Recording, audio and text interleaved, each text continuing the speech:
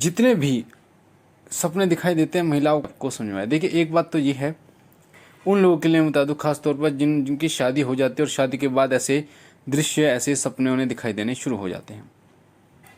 शादी के बाद क्या होता है, कई बार ऐसा होता है कि जो लड़का है या लड़की है, अगर उन दोनों के ऊपर किसी ऊपरी बाधा का पहरा है, यानी कोई ऊपरी बाधा उनके ऊपर है, और जब वो शादी होती है यानी पति पत्नी की, जब वो पति पत्नी बनते हैं और अग्नि के साथ फेरे लेते हैं, तो वो जो प्रेत बाधा है वो भी उनके साथ 7 फेरों में बंध जाती है।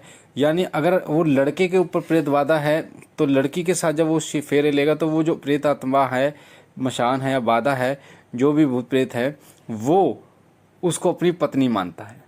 अग्नि के सामने साक्षी मानकर वो उसको अपनी पत्नी मानता है, और उसी प्रकार से जिस प्रकार से पति सहवास करता है उसी प्रकार से वो भी सहवास करता है और अपना अधिकार जमाता है। ऐसे ही अगर लड़की के ऊपर दिक्कत है, यानी लड़की के ऊपर कोई प्रेत बाधा है, महिला है, कोई गंदी महिला है, और पति ठीक है और पति के साथ फेरे हो जाते हैं, तो उसको, पति को भी इसी प्रकार से सपने दिखाई देते हैं जो कि संभोग के चित्र होते हैं। और ये संभोग के चित्र ऐसे दिखाई देते हैं कि जैसे ही आपकी आंखें खुलती हैं तो आपका शरीर इतना दर्द करता है, इतना दुखता है, आपको ऐसा लगता है कि जो कार्य आपने सपने में किया वो सच में किया गया, वो उतनी थकान आपको होती है। तो ये सभी जो कार्य हैं, ये सभी कार्य प्रेत बाधाएं या मशान यही अंजाम देते हैं, गलत कार्य को अंजाम देते हैं। कभी एक बात और, कभी ये किसी और के रूप में आपको संभोग करते हुए दिखाई देते हैं, कभी आपके घर के परिवार के सदस्य के रूप में आपको संभोग करते हुए दिखाई देते हैं, तो कभी आपके जो रिश्तेदार हैं उनके रूप में आपको संभोग करते दिखाई देते हैं। इनको काटना बड़ा मुश्किल होता है, क्योंकि ये जब आपके शरीर में रम जाते हैं तो उनको निकालना, और अधिकतर उन माताओं के लिए, बहनों के लिए जो जिनका गर्भ धारण हो जाता है, उस समय इन्हें निकालना तो एक तरीके से असंभव कार्य होता है। हाँ, यह है कि टेम्परेरी इनको रोका जा सकता है।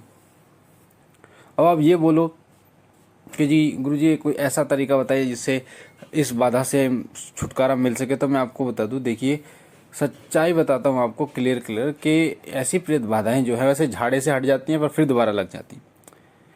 मान लीजिए आप किसी भगत से, साधक से झाड़ा लगवाएंगे किसी मंत्र के द्वारा, तो वो मंत्र क्या करेगा, उस शक्ति को साइड कर देगा, हटा देगा, आपके शरीर से फेंक देगा, पर क्या है, आपके शरीर का बंधन नहीं करेगा।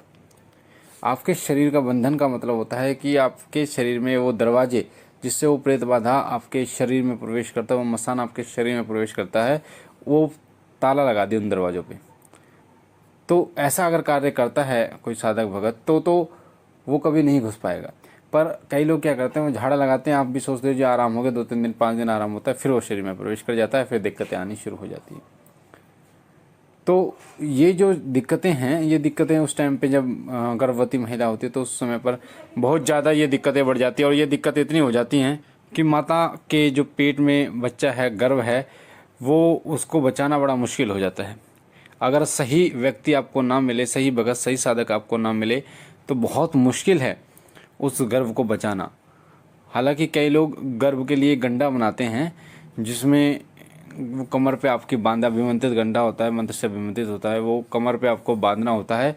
तो वो गंडा क्या कार्य करता है, काले धागे से बनाया जाता है, कई नीले धागे से बनाते हैं, और वो जो धागा होता है, अभिमंत्रित धागा, वो किसी प्रकार से भी आपके गर्भ को नहीं गिरने देता, आपके गर्भ की रक्षा करता है।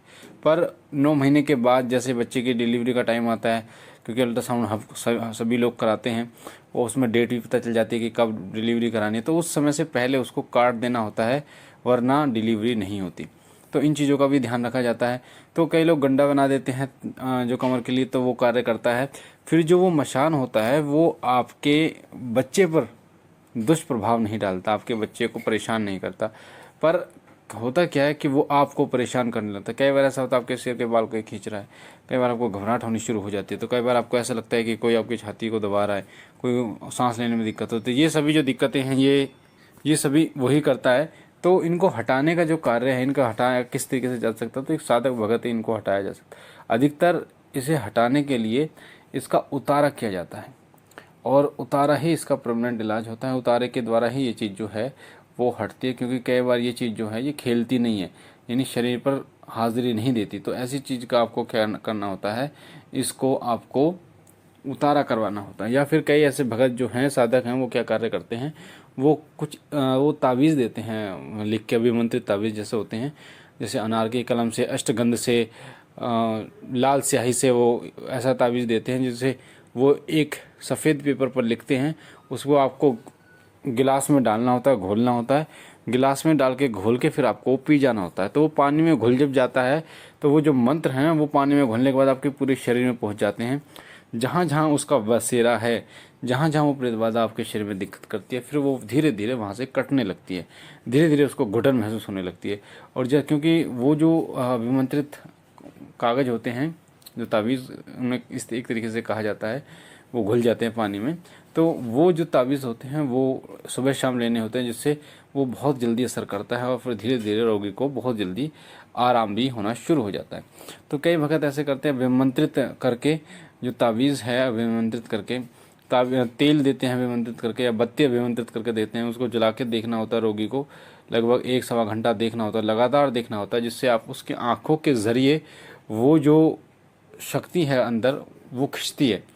तो इस प्रकार से भी उसका इलाज किया जाता है। कई बार सरसों का तेल दिया जाता है अभिमंत्रित करके, उस सरसों वो तेल की मालिश करनी होती है डेली, ताकि जो प्रेत बाधा है वो आपकी अंदर और बाहर दोनों तरफ से वो दिक्कत में आए, यानी कि उसको परेशानी होती है, तो फिर वो आपके शरीर को त्याग देती है। तो इस प्रकार से भी, पर इसका परमानेंट इलाज जो है वो गंडा, एक तो एक ऐसा तावीज़ जो परमानेंट तावीज़ हो, सोवड़ में या बच्चे हों, किसी प्रकार से भी वो खंडित ना हो। और दूसरा है इसका उतारा करने के बाद तावीज़ तो बनना ही बनना है, ताकि आपके शरीर की रक्षा हो पाए। तो वो एक अच्छा भगत, एक अच्छा साधक ही बना सकता है, और जिससे वो आपकी हर प्रकार से आपकी रक्षा कर पाता। तो मुझे आशा है ये जानकारी आपको पसंद आई होगी। अगर आप पहली बार शिव कृपा यूट्यूब चैनल पे हैं तो आपके सामने वीडियो के नीचे जो लाल कलर का बटन है सब्सक्राइब का, उसे दबा के चैनल को सब्सक्राइब कीजिए, ताकि आप हमारे साथ जुड़ सकें, साथ साथ में बेल आइकन को दबाइए, घंटे के निशान को, ताकि जो भी हम जानकारी डालें सबसे पहले आपको प्राप्त हो। हमारा नया चैनल शिव ही सत्य, उसका लिंक डिस्क्रिप्शन में है, उसे भी सब्सक्राइब कीजिए, उसके साथ भी जुड़िए, ताकि भक्ति और भक्ताई से जुड़ी जानकारी आपको तुरंत प्राप्त हो। लाइक कीजिए, शेयर कीजिए, ताकि और लोगों तक ये जानकारी पहुंचे। जिन लोगों को इस प्रकार की जानकारी की आवश्यकता है वो लोग इसको प्राप्त कर सकें। मैं बाबा भोलेनाथ से विनती करता हूं कि जिसको भी इस प्रकार का रोग है उसका निवारण बाबा भोलेनाथ अपनी कृपा से करें, उनको सही रास्ता दिखाएं, सही व्यक्ति के पास ले जाएं। साथ ही बाबा आपके ऊपर कृपा करें, आपकी झोली भरे, तमाम खुशियाँ आपकी झोली में डालें। हम मिलते हैं एक नई जानकारी के साथ, तब तक के लिए ओम नमः शिवाय, ओम नमः शिवाय, ओम नमः शिवाय।